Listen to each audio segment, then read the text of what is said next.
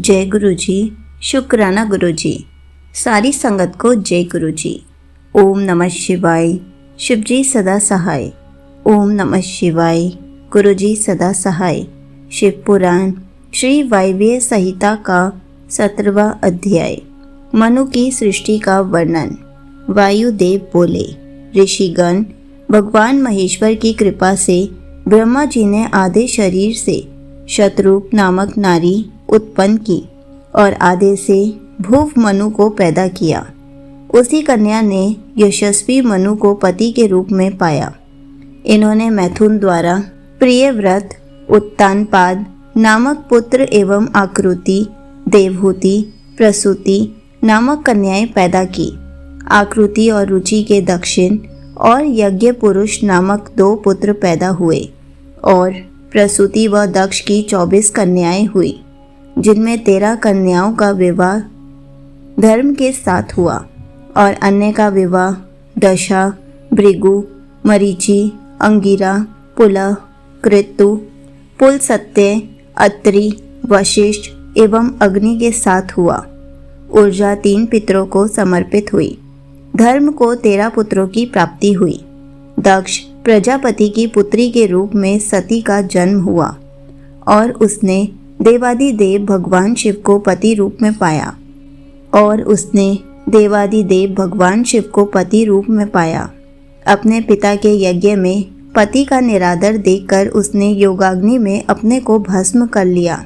फिर पुनः हिमालय की पुत्री के रूप में जन्म लेकर शिवजी को प्राप्त किया।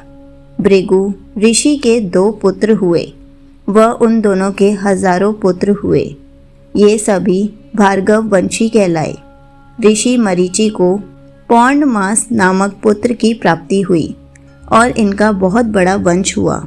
इसी वंश के कश्यप ऋषि पैदा हुए। अंगिरा ऋषि के 2 पुत्र व 4 पुत्रियां हुई और उनकी बहुत सी संतानें हुई। पुलस्त्य के अग्निपुत्र पैदा हुए और इसी वंश की संतानें पौलस्त्य कहलाई। इसी प्रकार कर्दम, वालखिल्य, अत्रि एवं मुनि वशिष्ठ के सैकड़ों अरब संख्या में संतानें हुई। ब्रह्मा जी के मानस पुत्र रुद्र के पुत्र अग्नि को पावन, पवमान, शुचि पुत्र हुए और इनके 49 पुत्र हुए। ये नित्य, नैमित्तिक एवं काम्य होने के कारण रुद्र परायण हैं। इसलिए अग्नि में होम की गई वस्तु रुद्र देव को प्राप्त होती है। पितृवंश के वसंत आदि 6 ऋषि पितरों के स्थान हैं। अग्निस्वंत, अज्यवान और यज्ञवान बरहिषद है। स्वधा से मैना नामक पुत्री हुई, जिसका विवाह गिरिराज हिमालय से हुआ। उनके मैनाक और क्रौंच नामक 2 पुत्र एवं उमा एवं पतित पावनी गंगा नामक 2 पुत्रियां हुई। भगवान रुद्र के शाप से चाक्षुष मनवंतर में दक्ष प्रजापति इनके पुत्र हुए। इस प्रकार मैंने धर्म आदि के वंश का वर्णन आपसे संक्षेप में किया।